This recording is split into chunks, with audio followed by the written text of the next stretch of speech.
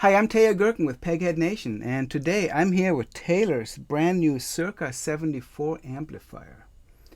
For many Taylor fans, the introduction of an acoustic amp may be a surprise for Taylor to come out with.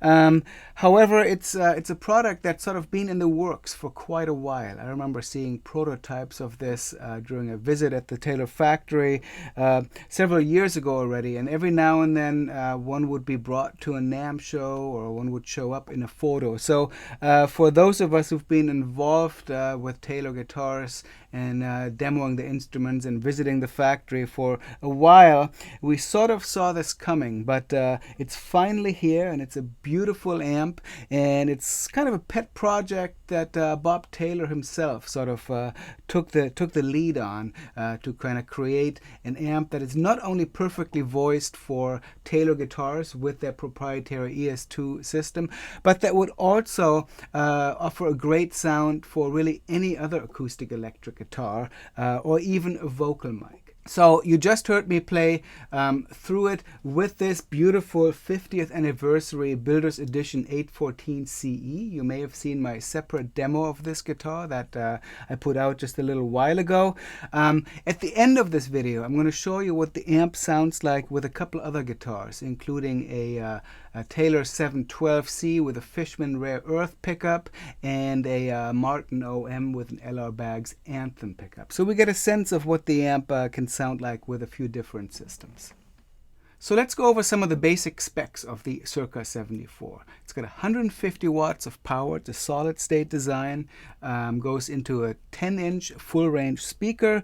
It has two channels, one really designed for a microphone, one for an instrument, even though the mic channel has a combination quarter-inch XLR input, so you could really run a second guitar or any kind of signal in that as well.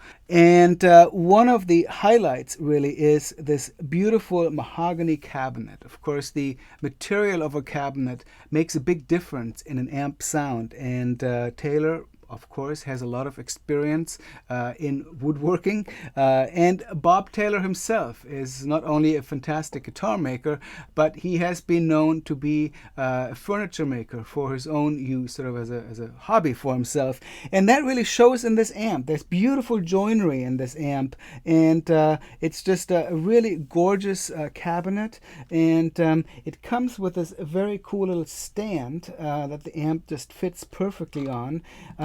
And I have to admit, I've had this in my living room for a couple of weeks, and people would come over and they would go, "Wow, that's a really good looking amp." And that is not something you hear every day, people commenting on the beautiful look of your amp in your living room. So not only does this solid mahogany impart a great tonality to the amp, it really, you can't deny that it just really looks very gorgeous, and it's got this vintage grill cloth on here as well that just really makes a very attractive looking amp.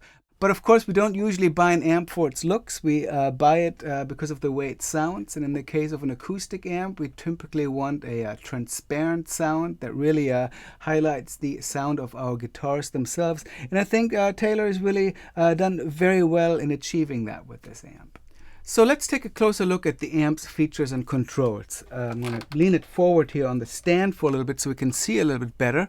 And so, as I mentioned, there are two channels, and they're arranged in a way that it's very straightforward. There are two rows of knobs grouped into input A and input B. So we have a level control, a reverb control, that's sort of the master control for each one of these channels.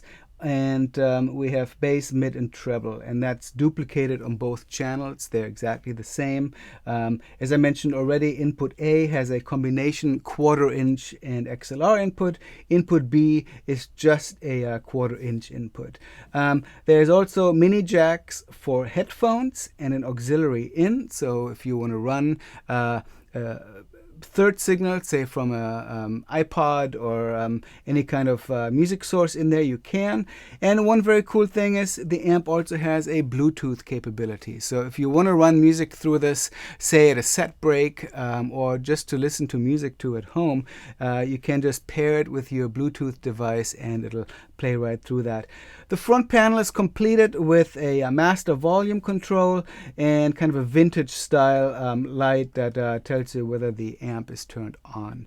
And I should say that I really like these kind of chicken head vintage style knobs on this amp. There's also a very nice leather handle on here, and these are the kind of details that sometimes get overlooked. A nice comfortable handle can go a long way if you have to carry the amp for a little ways. I should say the amp is not terribly heavy. It's about 24 pounds without the stand. So it's definitely something that you could carry in one hand and your guitar in the other and make it to the gig. The back of the amp is very straightforward. There's of course a power receptacle for the AC power. There's an on-off switch, a fuse box, and both a 1/4-inch line output and a XLR DI output to use on stage. Now looking at the back, again, the craftsmanship and the wood and just the overall look is just really gorgeous. And again, I think it reflects Bob Taylor's own affinity for creating high-end furniture and working with in that kind of environment. And you can tell by the fit and finish, the joinery, the finish itself also feels really nice to the touch. Just a really beautiful execution of that design all around. So before I switch guitars and show you what the Circa 74 sounds like with a couple of different non-ES2 electronic guitars, let me kind of show you quickly what the EQ and the reverb sounds. When I was playing earlier, I had the EQ completely flat, and I should also mention I've had it flat right here on the guitar. So you're really just hearing this 50th anniversary 814 CE straight into the amp, flat on the guitar and on the amp as well. And I'm just going to start out flat and kind of remind you what that sound was.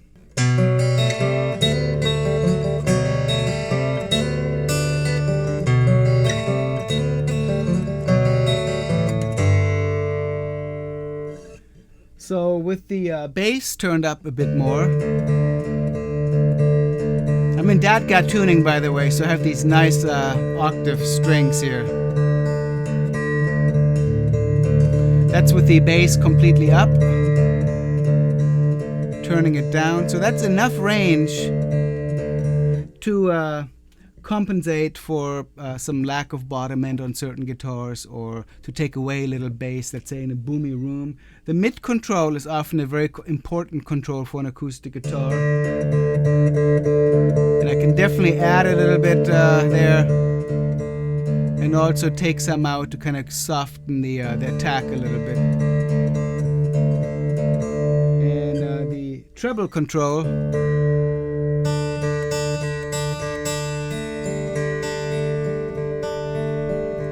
You can see it would really work to add a little bit of bite or tame something that's a little too bright on there.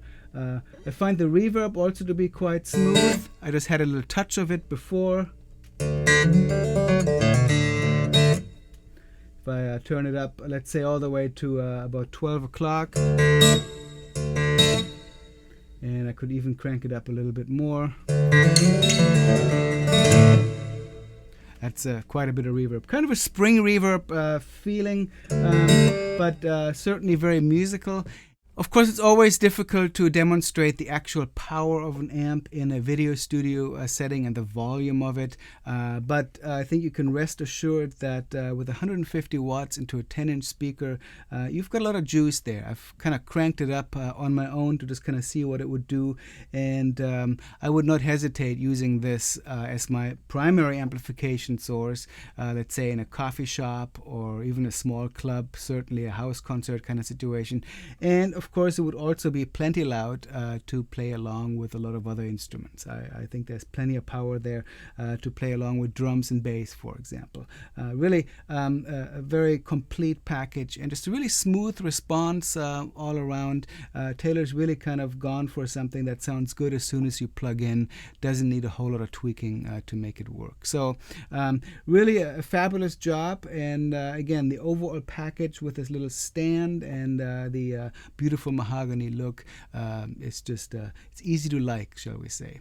So let me go out and show you what the amp sounds like with my other couple of guitars, and these should be showing up at dealers. I would recommend you check these out for yourself and see what you think. If you're seeing this demo on YouTube, consider coming over to pegheadnation.com for more of our gear demos, as well as all of our lessons, not just for guitar but many other fretted and stringed instruments.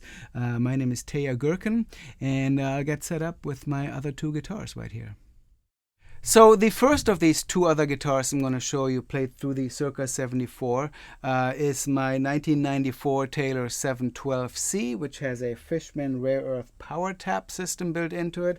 So it's the Rare Earth magnetic pickup and a soundboard transducer under the saddle. I've got them in about a 50-50 blend. I've boosted the bass and dialed down the mids just a little tiny bit for this particular system, and I think it sounds really nice.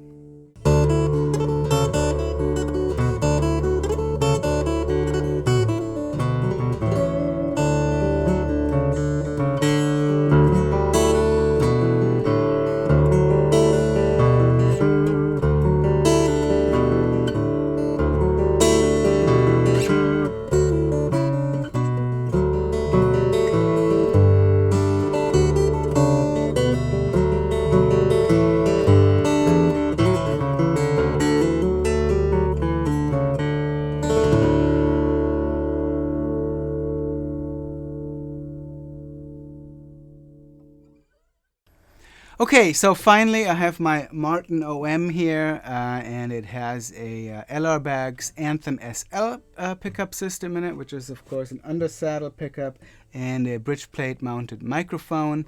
They're blended internally, and with this I had to turn the gain up just a little bit. The output was a little bit lower than both the ES and the Fishman Rare Earth, and I've added a little tiny bit of high end on the EQ of the amp.